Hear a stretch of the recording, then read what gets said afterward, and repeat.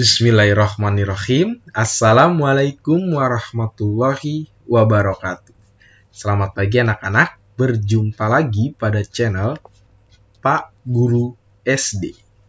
Pada video pembelajaran kali ini kita akan belajar tema 7, perkembangan teknologi. Sub tema 4, perkembangan teknologi transportasi.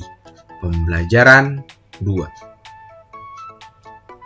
Nah, ingat ya anak-anak, sebelum memulai pembelajaran, kalian menyiapkan dulu alat tulis kalian seperti buku, pensil, pulpen, dan buku penunjang lainnya. Setelah itu, kalian berdoa menurut agama dan kepercayaannya masing-masing, agar proses pembelajaran kita pada hari ini dapat dimudahkan, serta ilmu yang didapat bermanfaat. Hari ini kita akan belajar mengenai kalimat penyelesaian masalah dan keberagaman di masyarakat.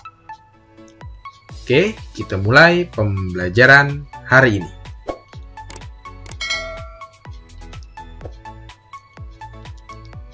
Alat transportasi dibedakan menjadi dua, yaitu alat transportasi tradisional dan alat transportasi modern.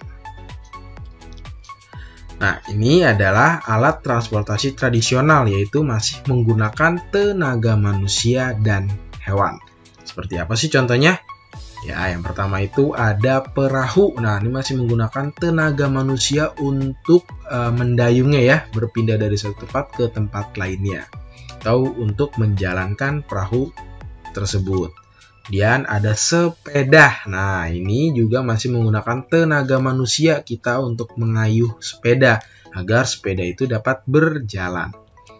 Selanjutnya itu ada delman. Nah, di sini membutuhkan tenaga hewan untuk menarik gerobak di belakangnya. Tentunya ada juga pakusirnya yang mengarahkan atau membimbing kuda tersebut berjalan maupun berhenti. Selanjutnya lagi ada beca. Nah, untuk beca ini yang mengayuhnya adalah tukang becanya atau manusia ya. Ini masih menggunakan tenaga manusia. Selanjutnya adalah alat transportasi modern, menggunakan mesin bermotor sebagai penggeraknya. Di sini itu sudah menggunakan alat bantu teknologi ya sebagai penggeraknya, yaitu mesin. Ini contohnya itu ada mobil. Nah, kendaraan mobil ini menggunakan mesin. Yes, dan oleh karena menggunakan mesin berarti membutuhkan bahan bakar untuk mobil tersebut berjalan. Selanjutnya itu ada kereta api. Nah, ini pun menggunakan mesin modern untuk menggerakkan atau menjadikan kereta tersebut dapat berjalan.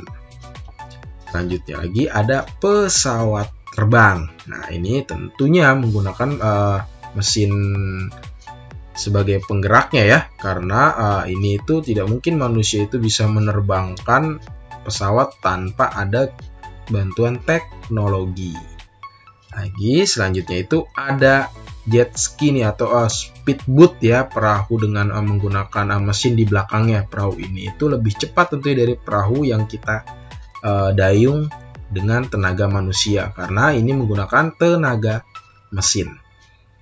Oke, jadi di sini tuh ada alat transport tradisional menggunakan tenaga manusia dan hewan, dan juga ada alat transportasi modern menggunakan mesin bermotor sebagai penggeraknya. Tentu contohnya yang lain itu masih banyak ya. Di sini Pak Guru mencontohkan beberapa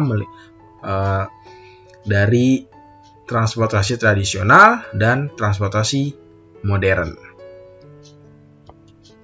Oke, kalimat penyelesaian masalah. Nah, di sini kita masih membahas mengenai kalimat penyelesaian masalah. Nah, kalimat penyelesaian masalah itu apa sih? Tentu kalimat penyelesaian masalah itu kalian harus menemukan dulu kalimat masalahnya dalam sebuah teks. Baru kalian nanti membuat atau menemukan kalimat penyelesaian masalahnya dari teks tersebut. Kalimat masalah. Kalimat masalah adalah kalimat yang mengandung suatu permasalahan dan membutuhkan penyelesaian. solusi atau jalan keluar. Kalimat penyelesaian masalah. Kalimat penyelesaian masalah adalah sebuah kalimat yang menunjukkan penyelesaian dari sebuah masalah.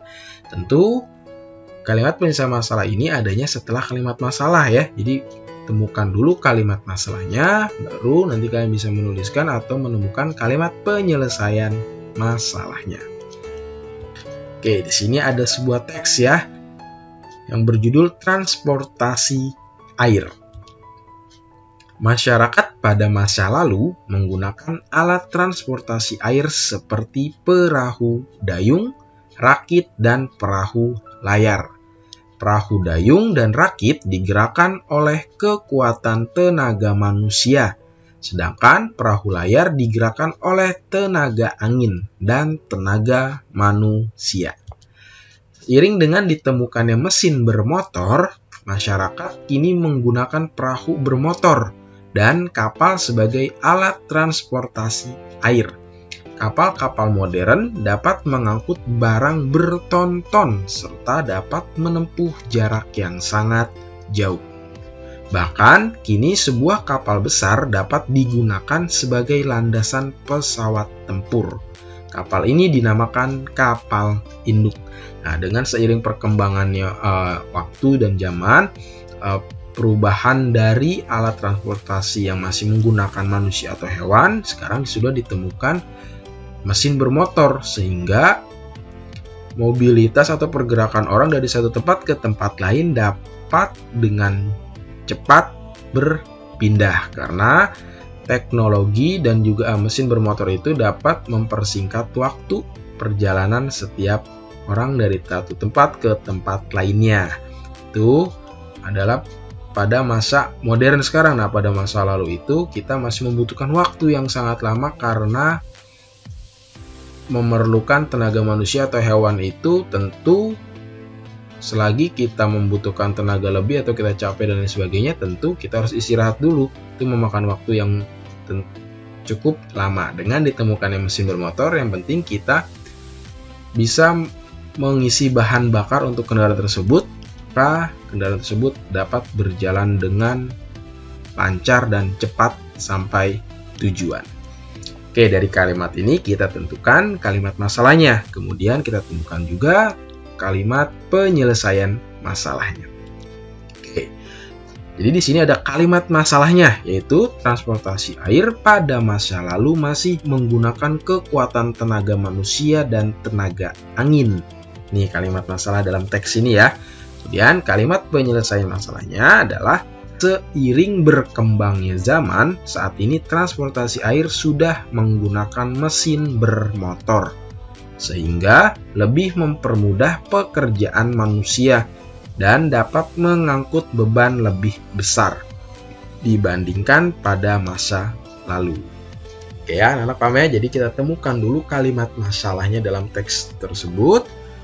Kemudian kita tentukan atau kita temukan kalimat penyelesaiannya. Oke, selanjutnya adalah tentang keberagaman di masyarakat. Tentu di masyarakat itu beraneka ragam ya keberagamannya. Banyak karena negara kita itu memiliki semboyan Bhinneka Tunggal Ika. Indonesia adalah negara dengan sejuta keberagaman. Keberagaman yang ada telah menjadi simbol persatuan dan dikemas dalam bingkai Bhinneka Tunggal Ika. Oleh karena itu, kita harus menjaganya agar tetap utuh dan harmonis. Bentuk keberagaman di Indonesia. Itu beraneka ragam ya, itu ada apa saja sih? Itu ada keberagaman suku, ada keberagaman agama, ada keberagaman ras, keberagaman budaya, keberagaman jenis kelamin, dan tentu keberagaman jenis pekerjaan. Sangat banyak ya keberagaman yang ada di negara kita ini. Nah, tentu yang sangat dekat dengan kita, yang sangat nyata kita ada di sekeliling kita itu, yang paling terlihat adalah keberagaman jenis kelamin tentunya ya. Kemudian ada jenis pekerjaan, ada keberagaman agama. Terus setelah itu ada keragaman suku, ras, dan budaya. Salah satu keberagaman di masyarakat adalah keberagaman pekerjaan atau profesi, ya, yang tadi ya Pak Guru sebutkan itu, yaitu contoh keberagaman pekerjaan di lingkungan sekitar kita antara lain. Ada banyak ya. Ada yang berprofesi sebagai arsitek, polisi, guru, dokter, tentara, pilot, masinis, dan masih banyak profesi lainnya. Nah, seperti ini ya. Jadi di sini itu ada berbagai macam jenis profesi. Ya, di sini ada pilot, ada masinis ya. Kemudian ada guru ya, ada guru. Kemudian ada dokter. Kemudian ada arsitek ya, dan lain sebagainya. Tentu karena keberagaman pekerjaan ini, kita itu menjadi tahu apa saja sih profesi orang di sekeliling kita. Ya, kita harus saling memahami agar kita tahu apa yang harus kita lakukan apabila kita ingin berprofesi seperti yang kita inginkan. Tentunya jika kalian ingin menjadi guru, berarti kalian harus berkeinginan belajar yang rajin, sehingga kalian bisa masuk ke perguruan tinggi yang sesuai kalian inginkan, sesuai dengan profesi yang kalian mau. Seperti itu salah satu contoh kecilnya. Masih banyak lagi contoh yang lainnya. Oke. Ada apapun jenis pekerjaannya, kita harus saling menghormati dan menghargai. Nah, itu adalah ciri dari keberagaman masyarakat kita ya. Apapun jenis pekerjaannya, kita harus saling menghormati dan menghargai. Dengan menghormati dan menghargai keberagaman pekerjaan yang ada di sekitar kita, kerukunan dalam kehidupan bermasyarakat akan selalu terjaga. Dengan demikian, kita dapat hidup dengan nyaman, damai, dan tentram. Jadi kita tanpa saling mengucilkan atau menjelekkan pekerjaan atau profesi orang lain. Jadi kita harus saling menghormati dan menghargai setiap pekerjaan dan profesi. Selama itu baik untuk dirinya dan juga tidak mengganggu ketentraman orang lain. Oke, cukup sekian ya pembelajaran kita hari ini. Semoga bermanfaat. Pak Guru mohon maaf apabila ada salah pengetikan maupun pengucapan dan penyampaian. Terima kasih. Wassalamualaikum warahmatullahi wabarakatuh. Sampai bertemu di pembelajaran selanjutnya.